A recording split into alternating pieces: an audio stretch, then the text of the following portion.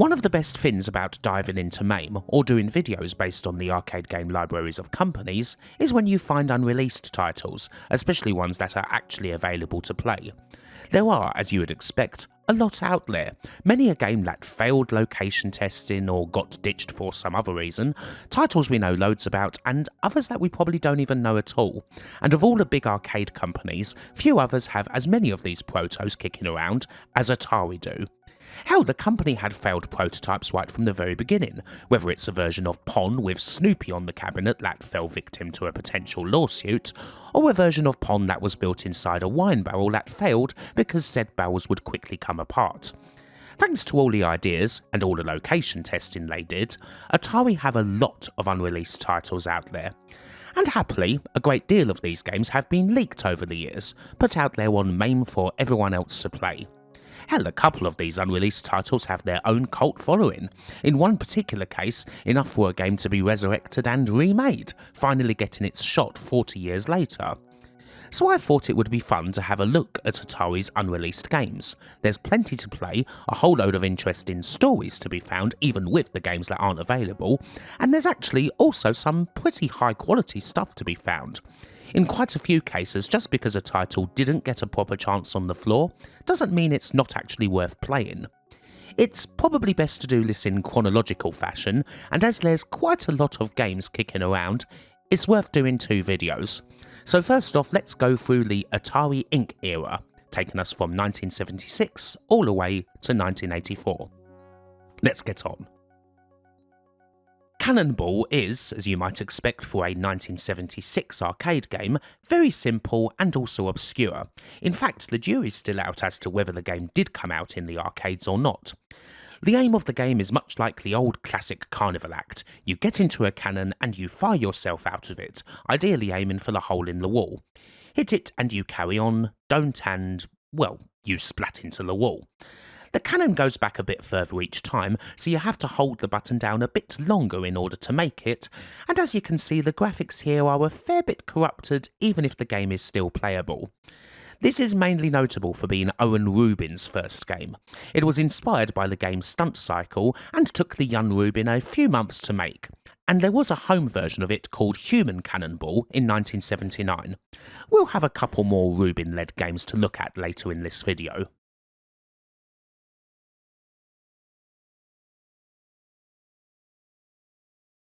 Dirt Bike from 1977 is one of many Atari protos that are still yet to be dumped, although there is a monitor bezel of it kicking around. The idea for this game is pretty similar to the original Sprint games, only with bikes instead of cars and, accordingly, handlebars instead of a steering wheel for control. Dennis Coble, who worked on Sprint 4 and Sprint 8 with Lyle Rains, started this project before it eventually got passed to Ed Logg. It seems like a good idea, but the inclusion of handlebars resulted in mechanical issues, and the game went on the back burner as Logg concentrated on Super Breakout. Eventually, Dirt Bike was pulled, although much later on, handlebars would be much more successfully implemented in 1985's Paperboy. There's not a huge amount of Mini-Golf arcade games kicking around, but this one here, Atari Mini-Golf, hails from 1978. And honestly, it's not all that bad a fin as far as titles of this vintage go, feeling just like any standard top-down mini-golf game. You get 30 shots per credit and this proto is basically complete. There's even pictures kicking around from a German trade magazine where the game is working in its cabinet. However, this was never released. No one's sure exactly why, maybe it just didn't test well. It's not known exactly who made this, but it quite possibly inspired Senti to make their own mini-golf game in 1985 with ex-Atari man, as many others at Senti were, Dennis Coble designing. That one did get released, and it's quite similar indeed to the older Atari prototype, only obviously there's a lot of graphical improvements and so on.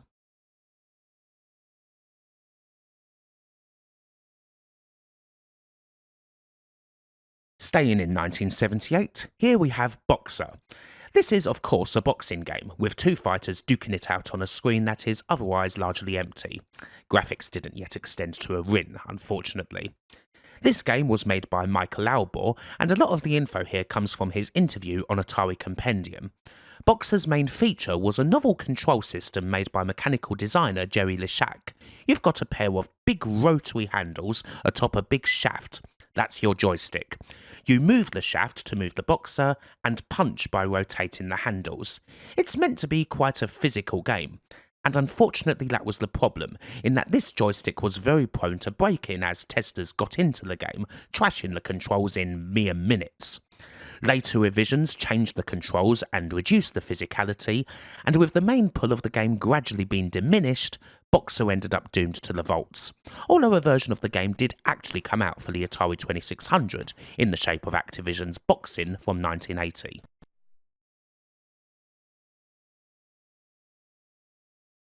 Now you may think this next one looks ridiculously simple for an arcade game. I mean, it looks exactly like an Atari 2600 title.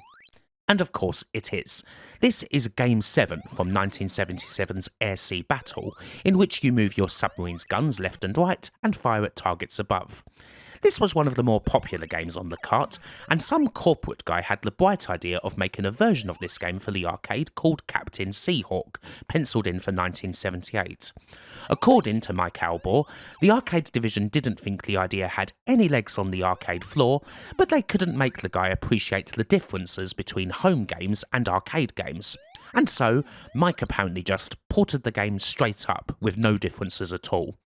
Unsurprisingly, it tested terribly, the whole thing was scrapped, and no ROM of this arcade version is known to exist, although there is a big article all about Captain Seahawk on Games That Weren't, and it's fully covered in the Games That Weren't book.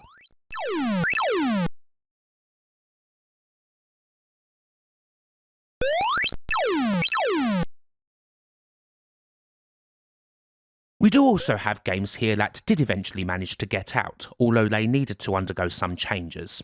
This is one such example, Dennis Cobell's Catch. This prototype is the simplest version of the form, but the finished game would have seen players try to catch flowers inside baskets using a paddle controller, not missing any as they fall down.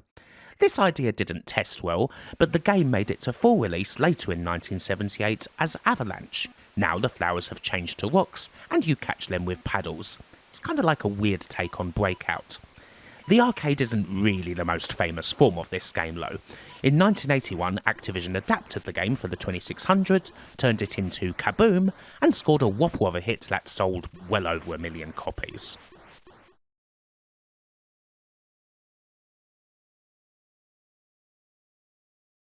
Wolfpack is another game that, if you were to randomly boot it in MAME, would look straightforward. It's a sub-game where you move around and fire torpedoes at various targets, with a bit of speech thrown in. Perfectly okay for 78. Again though, the pull is the cabinet. You view the action through a periscope that you then rotate around the monitor. Very cool stuff, and if it had released, it would have been the first game to feature digitised voices. Dennis Cobell was the main man behind Wolfpack, and in his Atari Compendium interview he cites Seawolf, a very popular 1976 game from Dave Nuttin, as the main inspiration. You also view the action through a periscope in that one, but the rotary feature does make Wolfpack stand out. But alas, those old mechanical problems set in, the game gradually went on the back burner, and then it ended up cancelled. One reason cited being that Gene Lipkin, then president of Atari's arcade division, hated boats. According to Mike Albor, Lipkin was very prone to snap cancellations, which may explain the demise of a bunch of the early games in this vid. Projects often had something called a Lipkin switch, which programmers could throw quickly to make a game fault, in order to prevent Gene Lipkin from having a look at it and potentially cancelling it on the spot. Fire 1, Fire 2, Fire 1, Fire 2, Fire 1, Fire 2, Fire 1. Technically this next game did come out, but it had a long story well worthy of inclusion. This is Tunnel Hunt from 1982, although originally it was called Tube Chase, and Owen Rubin worked on it in 1979. It was supposed to be a vector game where you flew down these tunnels at high speed, dogfighting it out with other ships that, yes, look a fair bit like TIE fighters. All very Star Wars, of course, and all quite exciting. In 1979, this game would have quite possibly been freaking gold, way advanced for the time. But Atari forever wanted changes to be made, never fully happy with the game's results in field testing. It eventually became a raster game, Everything was slowly made cheaper. Rubin claimed in a 1998 Golden Age Arcade Historian interview that around 70 changes were made, and after 2 years Atari said the game was still too expensive and they sold it to Exidy. Exidy could have released it under the name of Vertigo, but by 1981 the game wasn't testing as well, and so they sold it off to Century, who finally released it under the name of Tunnel Hunt, where its performance was mediocre. By that time the game was kind of out of date, and the ship had sailed. Many years later, Rubin was fond of jokingly saying to his colleague and close friend, Ed Rotberg, that 1989's Stun Runner was his ideal vision for Tube Chase, only 10 years earlier.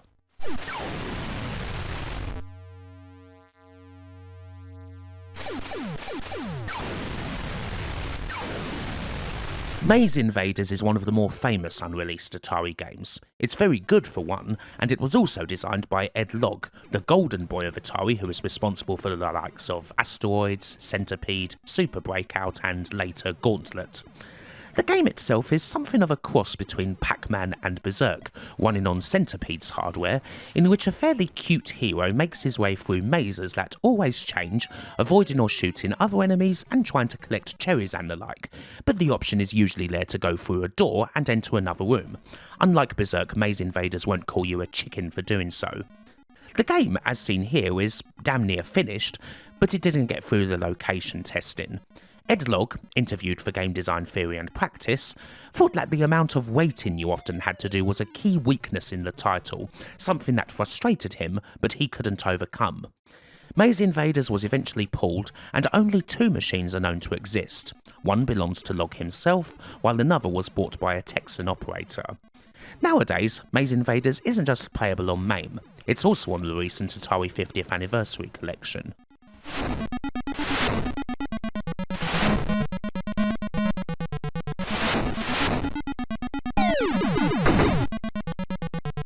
Here we have 1980's Missile Command, one of Atari's most successful titles and one of the greatest games ever made.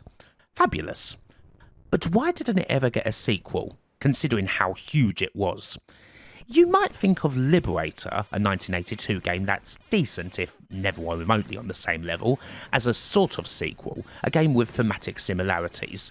But there was never a direct sequel, or at least not a released one. Missile Command 2, or Missile Command Deluxe, was worked on in 1981.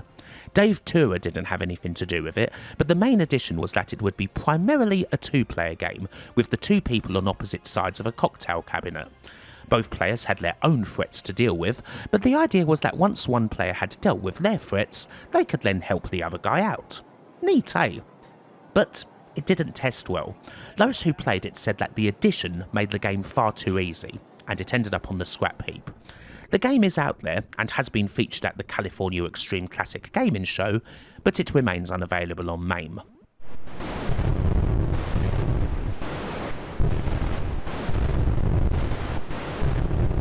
Now this may well be the most famous of all the unreleased Atari arcade games, Akka Arrh from 1982.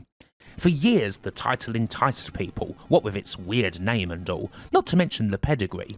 It's the work of Dave Ralston and Mike Halley, 2 Atari legends who'd go on to the likes of Star Wars, Gravitar, Paperboy, 720 and much more besides. The game itself is a frantic tower defense title where you play as the Sentinel in the middle and defend yourself from the invading hordes, with the action zooming in and out as they get closer, and it's exceptional, gripping arcade work. It's in a similar field to the likes of Liberator, but better. The weird name was more of a working title. Akka Arrh, in a roundabout way, stood for also known as another Ralston and Halley, and had the game been officially released, it would have likely been known as Target Outpost or Sentinel. However, as with so many other cases, it didn't do well enough out in the field, this time because players complained that it was far too hard. And so, the game ended up cancelled. Often with Atari, the reason for cancellation is this simple. Only 3 cabinets were known to exist, recovered from the Atari warehouses, all accounted for and all quite protected. The game would very rarely make appearances at the aforementioned California Extreme Show, but none of the 3 owners wished to dump it due to just how rare and valuable the game was. And then, in 2019, an unknown technician went into the home of one of the collectors for a repair job, and while he was there, left to his own devices, he went into the Akka Arrh cabinet, dumped the ROMs, and posted them online. That was the rather fanciful spy drama tinged story that went around anyway. Opinions were very split on whether the story was actually a true bout of derring-do that saw the game leaked in spectacular, if very morally questionable fashion, or total bollocks that covered up the ROM getting out there in much more boring fashion, possibly the collector simply deciding that it was time to get the game out there. Honestly, the latter reason is more believable. Either way, Akka Arrh is out there for everyone now. In 2023, Jeff Minter also did a very well received modern reimagining of the game that's well worth playing, and it's most certainly worth playing the original title as well, either on MAME or Atari 50.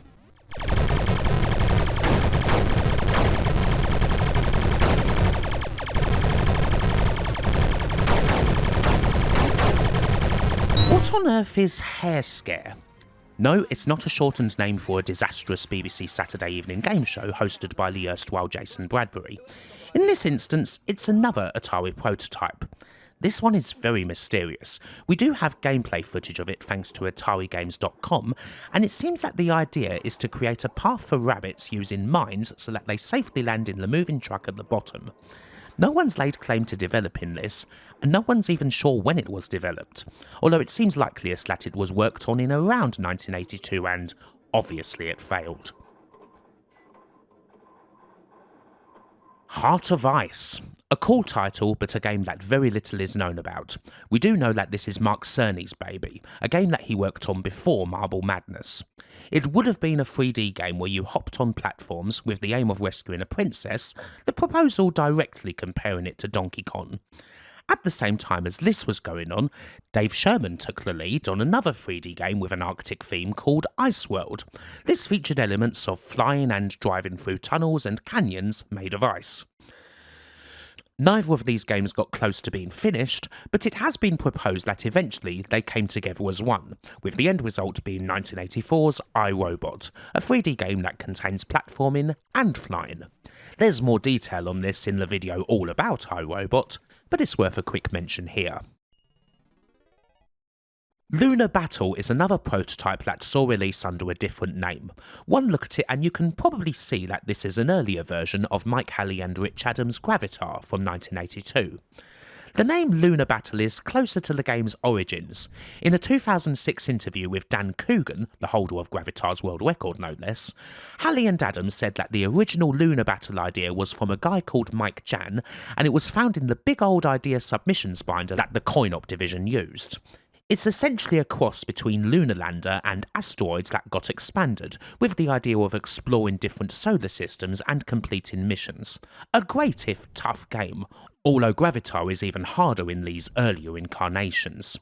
The game was known as Lunar Battle throughout most of its near 18-month development, but it didn't test well under the name, so eventually, after a few more tweaks, the name was changed to Gravitar, and it finally got the green light.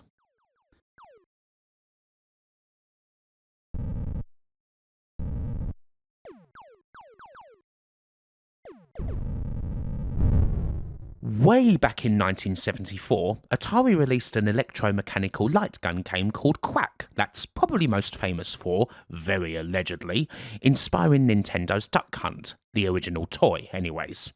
And here we have another game called Qwak from 1982 that never came out, although name and ducks aside, they don't have a lot in common.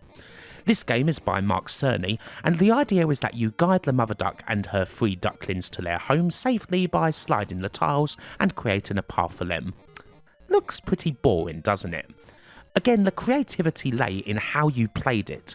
This game was supposed to use touchscreen technology, so you'd move the tiles with your finger on the screen, or a stylus or whatever.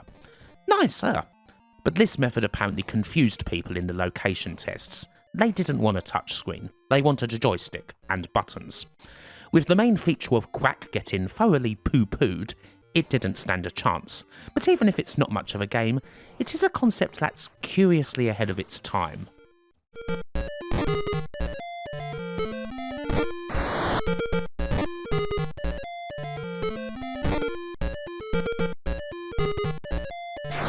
Runaway is another puzzle sort of game that we can play, although very little at all is known about it. This is actually a train-based game. You control a train that can either go forward or reverse on the rails, and you have to collect the mailbags that are hanging on the side, obviously avoiding other trains or obstacles as you do. You also have to switch the tracks in order to get to all the bags. It's certainly an extremely early entry into the train genre that could have come out in the same year as Sega's Super Locomotive, although admittedly that game is an awful lot better. The trouble with Runaway simply is that there isn't exactly a lot of action. There's a bit too much waiting around, especially for a Golden Age game, and I can kind of see why it ended up on the scrap heap. The focus group reports bear that out. The game was far too easy and, well, the graphics clearly need a lot of work because it is so damn bare. As far as I can tell, the game's been playable on MAME for a long time.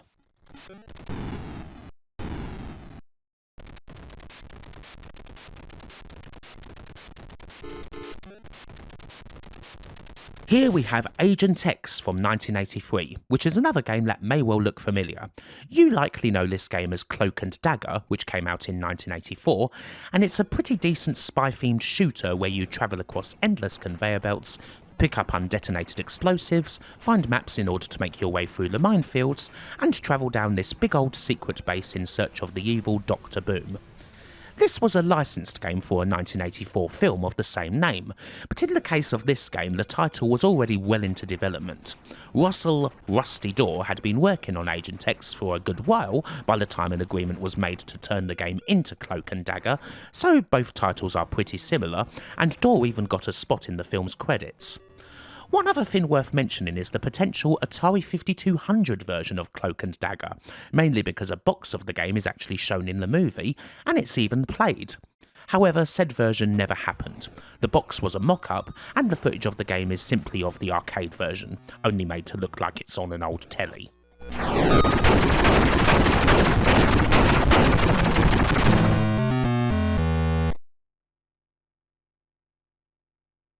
Alpha 1 here is another simple story for a title that you may know. This game, made by Owen Rubin, would eventually become Major Havoc, a vector classic from 1983 that was in development for around 18 months.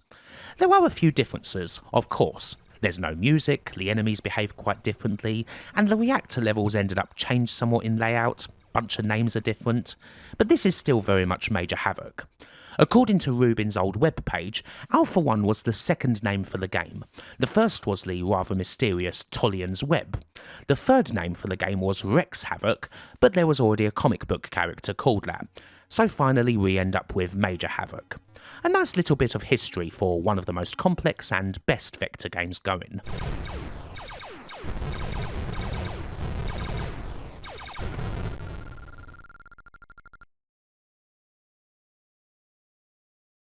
It seems that whenever I do arcade-themed vids, I'm never too far away from a baseball game.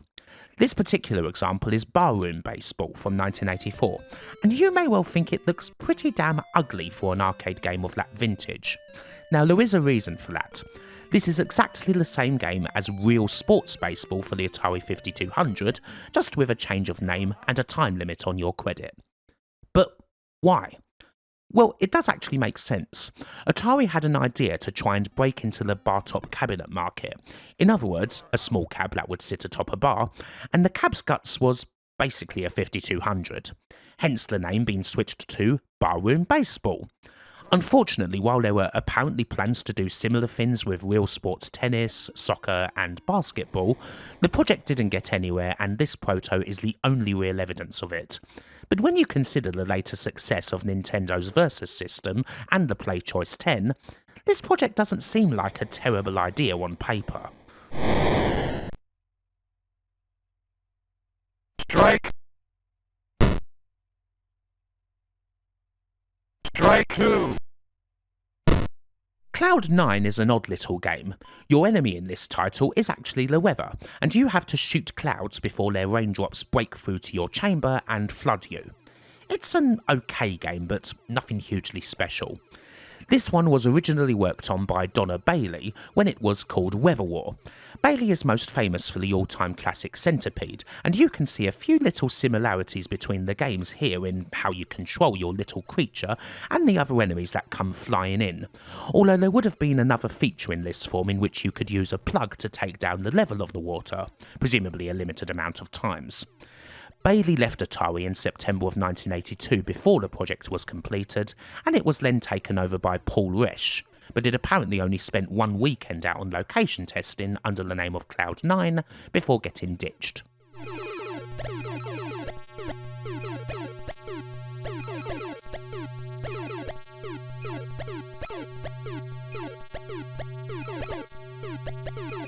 Up next, we have a pretty nice fantasy-tinged title from the almighty Ed Rotberg. This is 1983's Firebeast. There's two different stages to each level. The main core of the game sees you man an almighty dragon and protect your workers from bolts of lightning that move down to the floor in a rather snake-like style and will naturally turn anything they touch into dust, including you. In the second stage, your workers reach a treasure cave and you must protect them once again from said energy while they collect as much treasure as possible, this stage being a bit more like a bonus. It's all pretty good actually. So initially this was supposed to be a licensed effort. The idea was to make a game based on Anne McCaffrey's fantasy book series, Dragon Riders of Pern, wholly unrelated to a computer effort that Epix were working on at around the same time. Efforts to get the license fell through, at which point the game got the new Firebeast name, although it was also known as Dragon Master in field testing. It didn't succeed on the field, and that was that. But a cab of the game was out there. It made its debut at California Extreme in 2011, and nowadays Firebeast is playable on MAME.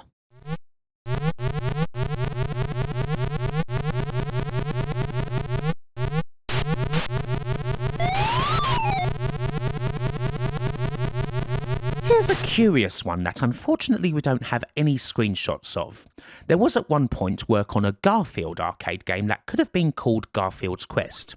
Here we have the Atari 2600 Garfield game acting in its place. A design document is out there for this one. It seems like this would have been an arcade adventure of sorts, with the ultimate aim being to rescue Pookie, Garfield's teddy bear. There'd have been a couple of types of gameplay revolving around exploration, continuous action, and cue response, Dragon's Lair type stuff, and they'd be hunting for clues and all that sort of thing. Interestingly, this would have been a medium resolution game, likely meaning it would have been on the System 2 board. No System 2 games were released until the Atari Games era, although the hardware was obviously worked on before the Switch. From the looks of things, it doesn't appear that Garfield got to a stage where it could have been tested or anything like that, and we don't know exactly why it ended up shelved.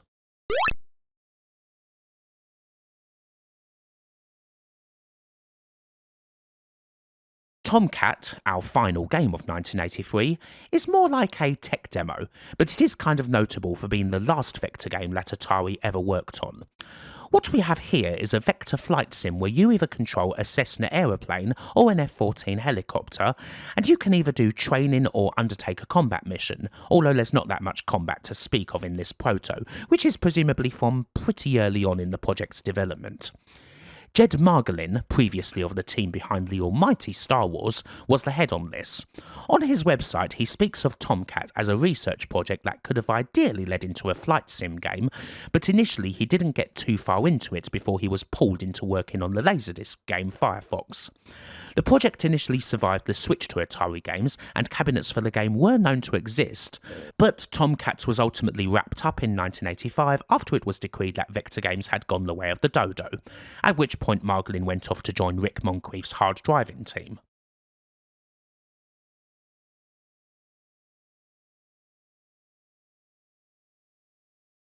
As we enter 1984 and the final months of the original Atari, we've still got a bunch more doomed projects to look at, and this final year also presents us with some rejected Laserdisc titles. Atari really wanted to go all in on Laserdisc following the success of Dragon's Lair, planning several games in the format. However, the only one that actually got released was Firefox, a rather middling air combat game based on the Clint Eastwood movie. The game didn't perform, the Laserdisc ship soon sailed, and Atari itself would follow. One of these unreleased ideas was a game based on Battlestar Galactica, which would have been a conversion kit for Firefox machines. It could have come out in the summer of 1984, but the original Atari was gone by then. Some footage exists at least. AtariGames.com has a trailer kicking around, and there is a demo Laserdisc somewhere featuring some simple and jerky footage, but who knows how far this project actually got. Probably not to the point where there's anything playable. According to Owen Rubin, there was also a preliminary test for a game based on Knight Rider, but that didn't get far at all. Not to the point where any Laserdisc was made, at any rate.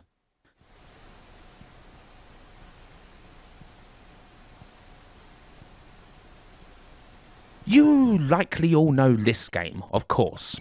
This is E.T., the game that makes mortals tremble because it's the worst one ever made or something. Although it isn't even close to being that, and it really didn't deserve a burial in a desert. Anyway, infamous Atari 2600 game aside, work was done on an ET arcade game back in 1984. We don't have any screenshots of it unfortunately, but apparently it would have been an isometric platformer of sorts, designed by Robin Ziegler, and it used the same Lyle Raines designed Pixie anti-aliasing hardware that was found in Return of the Jedi. This game unfortunately didn't happen, getting canned alongside the ET pinball table that Atari were also making, although it does appear that the ET design then turned into a game based on Gremlins, worked on by Franz Lanzinger. And guess what? That got cancelled too. Although there is a bit of footage of that one thanks to AtariGames.com, and we can see that this is still an isometric game. This takes us slightly into the Atari Games era.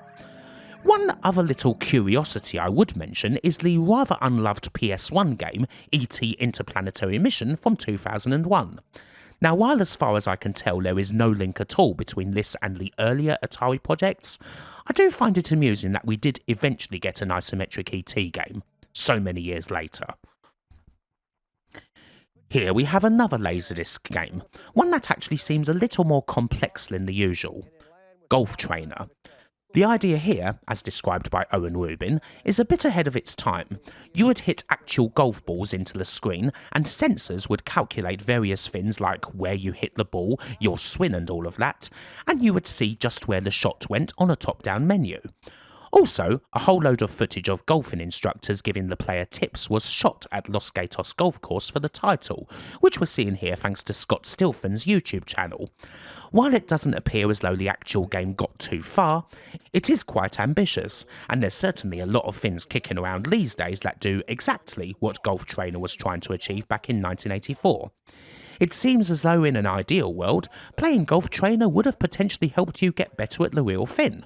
Although, of course, it wasn't to be. Conjunction with each other. If the path is straight, but the face is open, it puts a glancing blow which causes side spin. The company GCC, or General Computer Corporation, are of course well known for making Ms. Pac-Man for Midway, as well as their legal battle with Atari over an earlier hack called Super Missile Attack. With the big company struggling in the courtroom against the little guys, a deal was made for GCC to work with Atari, where they made original arcade games such as Quantum and Food Fight, both of which were amongst the very first arcade machines to use 16-bit M68000 based hardware. These games will play out as we talk about the original title that didn't make it, a game called Nightmare from 1984. There is footage of this one out there courtesy of Bobby Tribble, who runs a page called Unmaimed. It's an arena shooter full of surreal, dreamlike imagery, where you shoot enemies and touch locks in order to get to the next level. The game has Tron-esque controls, a joystick and rotary spinner, that are apparently quite tough to get to grips with. Nightmare was scheduled for 1984, and it was out on location testing when the original Atari collapsed. Somewhere between that and the switch over to Atari Games, this fell into the ether. Nightmare has never been leaked, although it has been playable at California Extreme, and the ROMs for the game have apparently been preserved. There are proper screen grabs out there as opposed to camera shots.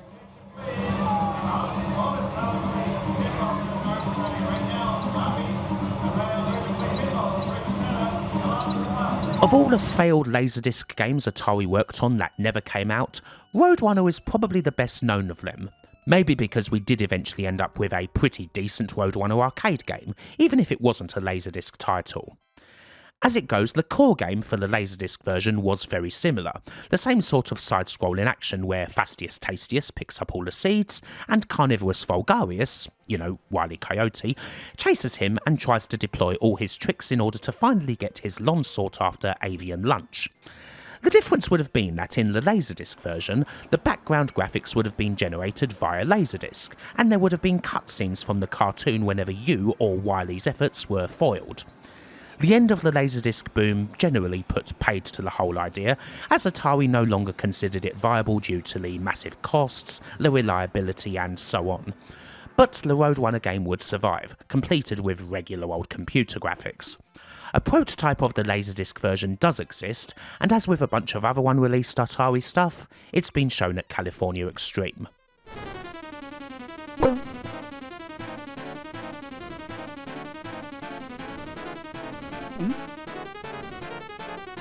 Finally, we have a game that'll take us into the world of full 3D, the one that Atari only managed to fully reach originally anyway, with iRobot.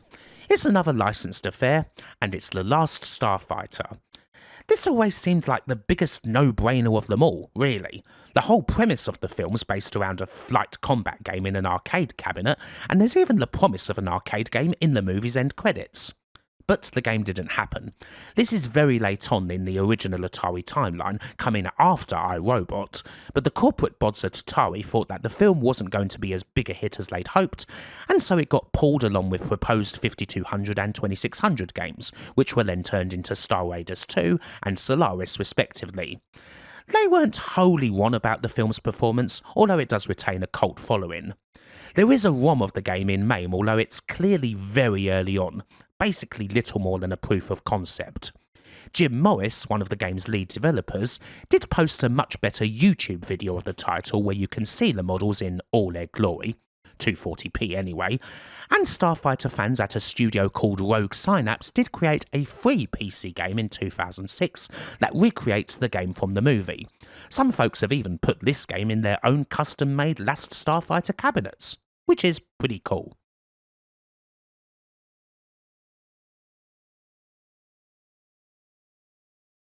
And there we go, a whole load of Atari's unreleased arcade games. Now, it should be said that there's still a whole load of mysteries out there, a whole bunch of prospective games for which there's virtually no info, not much more than a word on some age-old archived memo. Names such as Fogs, Time Traveller, Parking Lot, Amazing Adventure, Force Field, Heist, Power Gem.